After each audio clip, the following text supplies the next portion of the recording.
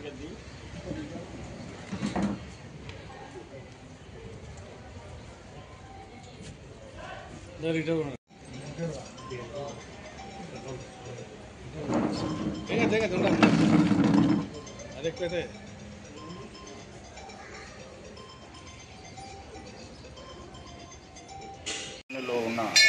శ్రీ నాగరాజ రాజేశ్వర స్వామి దేవాలయంలో సముదాయంలో ఈ నెల 22వ తారీఖు నాడు కార్తీక మాస ఉత్సవాలు ఒక నెల రోజులు దిగ్విజయంగా ఘన విజయంగా సాధించాలని కోరుకుంటూ రెండోది 25వ తారీఖు శనివారం నాడు చవితి నాగుల చవితి ఉన్నది.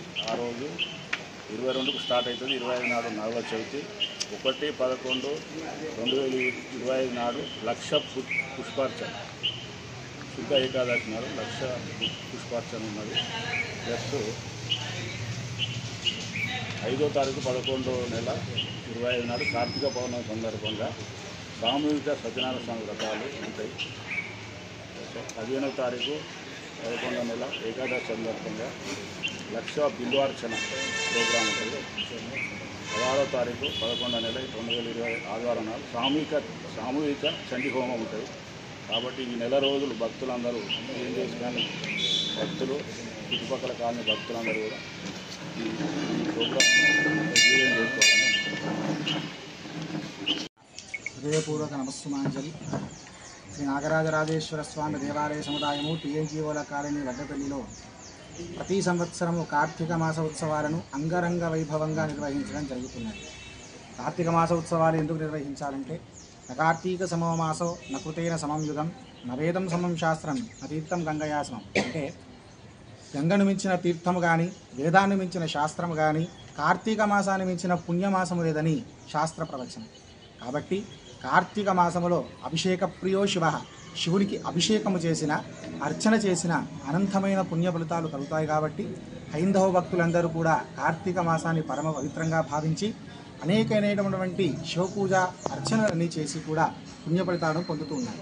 మన కార్తీక మాసంలో ఈ నాగరాజరాజేశ్వర స్వామి దేవస్థానంలో ఉత్సవాలను 22/10/2025 బుధవారం నుంచి 21/11/2025 శుక్రవారం వరకు కూడా నెల రోజుల పాటు ఉత్సవ కైంకర్యాన్ని నిర్వహించడం జరుగుతుంది. అందులో భాగంగా 22వ తారీఖు బుధవారం నాడు ఉత్సవ ప్రారంభము పుణ్యాహవాచము గణపతి పూజతో ప్రారంభమై ఈ యొక్క ఉత్సవాన్ని ఆకాశదీప పూజా కార్యక్రమంతో ప్రారంభం చేయడం జరుగుతుంది.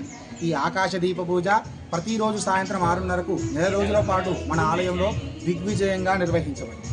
25వ తారీఖు కార్తీక శుద్ధ చవితి అనగా నాగుల చవితి నాడు ఉదయం 10 గంటలకు సుబ్రహ్మణ్య పాశుపత హోమము, సాయంత్రం 6:30కు సుబ్రహ్మణ్య కళ్యాణం నిర్వహించబడింది. ఈ యొక్క సుబ్రహ్మణ్య కళ్యాణం కానీ పాశుపత హోమం కానీ ఎవరైతే అవివాహితులు ఉన్నారో వాళ్ళందరికీ కూడా ఈ హోమం ఉపయోగపడుతుంది. కాబట్టి వరంగల్, హన్మకొండ, కాజీపేటలో ఉన్న హైందవ భక్తులందరూ కూడా ఈ యొక్క అవకాశాన్ని సద్వినియోగపరచుకోవలసిందిగా మనకి. అదేవిధంగా 26వ తారీఖు కార్యసాధన గణపతి హోమం. ప్రతి ఒక్కరు కూడా కార్యాన్ని సాధించుకోవాలనే ఒక తపనతో ఉంటారు. కాబట్టి వాళ్ళందరూ కూడా 26వ తారీఖు మన ఆలయంలో ఆదివారం రోజున కార్యసాధన గణపతి హోమం నిర్వహించబడును. ఈ హోమాలన్నీ కూడా ఆలయంలో నిర్వహించడానికి గల కారణము చెప్తాను, అందరూ శ్రద్ధగా వినండి. ఎందుకు అనంటే ఈ యొక్క కంప్యూటర్ యుగంలో పక్క వారిని పలకరించేటువంటి సమయం కూడా లేదు. కానీ ఎవరైతే శివాలయంలో కానీ నదీ తీరంలో కానీ అడవిలో కానీ చేసినటువంటి జపము, తర్పణము, యాగం అన్నీ కూడా విశేషమైన పుణ్య ఫలితాలు ఇస్తాయి. కాబట్టి ఆలయ బాధ్యత కింద ప్రతి హైందవ భక్తుడు హోమంలో పాల్గొనాలని సామూహికంగా ఈ కార్యక్రమాలు నిర్వహించడం జరుగుతుంది. కాబట్టి హైందవ భక్తులందరూ కూడా దీన్ని సద్వినియోగపరచుకోగలరు. అదే కాకుండా మన ఆలయంలో 4 సోమవారాలు 27వ తారీఖే కానీ, 3వ తారీఖే కానీ, 10వ తారీఖే కానీ, 17వ తారీఖే కానీ ఈ 4 సోమవారాలు ఉదయం 3 గంటల నుంచే స్వామివారికి అభిషేకాలు, అర్చనలు, అదేవిధంగా స్వామివారికి సాయంత్రం సహస్రదీపాలంకరణ సేవ రథోత్సవం నిర్వహించబడింది.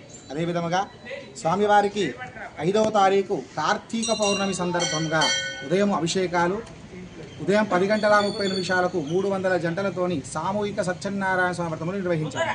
ఈ సత్యనారాయణ స్వామి వ్రతములు మన సంవత్సరం పొడుగున ఉగాది నుంచి ఉగాది వరకు మన ఆలయంలో నిర్వహించడం జరుగుతున్నది.